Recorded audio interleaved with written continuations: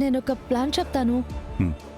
మీరు పెద్దవాళ్ళు, మిమ్మల్ని ఇలా అడగడం కరెక్ట్ కాదు. కానీ నా కోసం ఈ చిన్న సాయం చేస్తారా ప్లీజ్? ఏంటమ్మా అది? ఆ, మీ స్థాయికి మిమ్మల్ని అబద్ధం చెప్పమని చెప్పడం కరెక్ట్ కాదు. కానీ నేను చెప్పినట్టుగా చేశారు అంటే మర్డర్ అటెంప్ట్ చేసింది ఆవిడో కాదో ఖచ్చితంగా తెలుస్తుంది. ఏంటమ్మా నువ్వేం చెప్పాలనుకుంటున్నావో నాకు అర్థమయ్యేలాగా చెప్పు.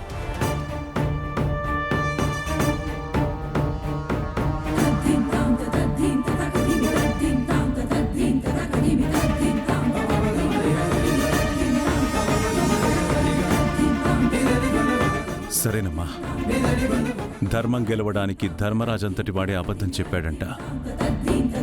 అన్యాయంగా ఒక మనిషి ప్రాణం తీయాలనుకున్న వాళ్ళ గురించి తెలుసుకోవడం కోసం ఈ అబద్ధం చెప్పడంలో తప్పేమీ లేదు.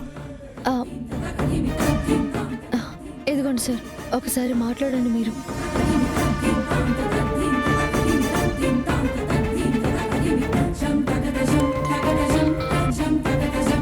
హలో, ఎవరు?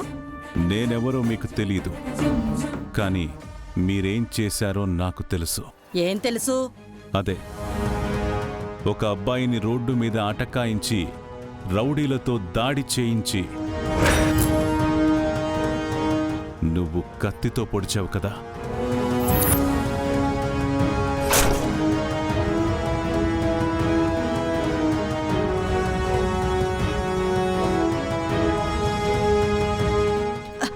హలో, ఎవరు మీరు? ఏం మాట్లాడుతున్నారు? నేను దాడి చేయించడం ఏంటి? నేను పడవడం ఏంటి? మీరెవరిని చూసి ఎవరనుకుంటున్నారో ఏంటో. అలాంటి పనులు చేయడం మా ఇంటా వంట లేదు. చేసింది నువ్వా కాదా అనేది నా దగ్గర ఉన్న వీడియో చెప్తుంది.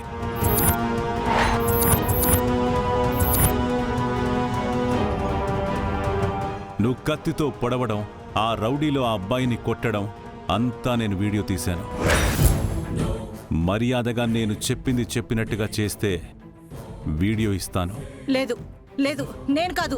నువ్వు అబద్ధం చెప్పినా నా దగ్గరున్న వీడియో అబద్ధం చెప్పదు కదా. బాబు, నువ్వెవరో నాకు తెలీదు.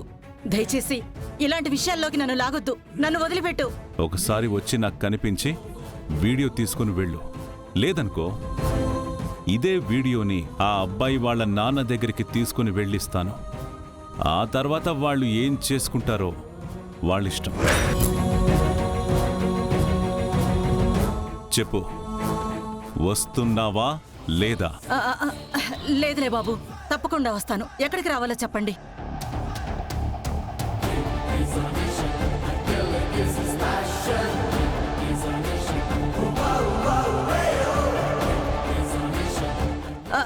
సరే బాబు. వస్తుంది. ఒరేయ్, ఎక్కడ చచ్చారా?